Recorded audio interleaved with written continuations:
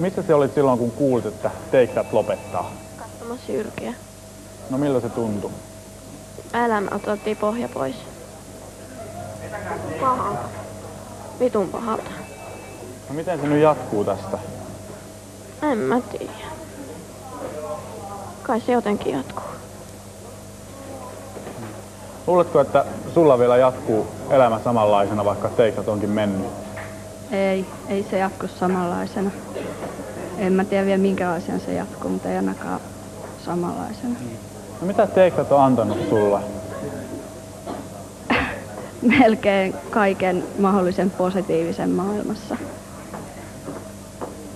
Voiko tulla koskaan sulle mitään muuta yhtä tärkeää juttua kuin Take That? Ei ikinä. Ei koskaan. Take That on kuulemma perustamassa puhelinta ainakin Englantiin ja Saksaan, omat puhelimet, johon voi fanit soittaa ja kysellä jätkiltä Henkkoa. Aiotko irauttaa ja mitä kysyisit? Muistaa, että mikä se on Saksa ja... Mä tiedän. Mä aion ainakin soittaa. Sanokoon mutsi mitä sanoo. Tappako. Ei paljon väliä, vaikka joku tulisi ja ampuisi mut nyt. Saat se viime yönä nukuttua? No en tosiaan. No mitä se teit? Itkin.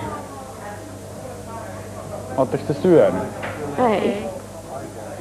Oot sekä syönyt? Ei, no oikeesti. Onko teidän kaveritkin Take That-faneja? Osa. Suurin, siis lähimmät ystävät. No, yleensä kun ihminen kuolee, niin on hautajaiset. Onko teillä Take Thatille jonkinlaiset hajoamiset? Ei ne oo kuollut. Siis hajoamiset? En mä tiedä. Ei tässä nyt auta muuta kuin itkeä. Kiitos teille.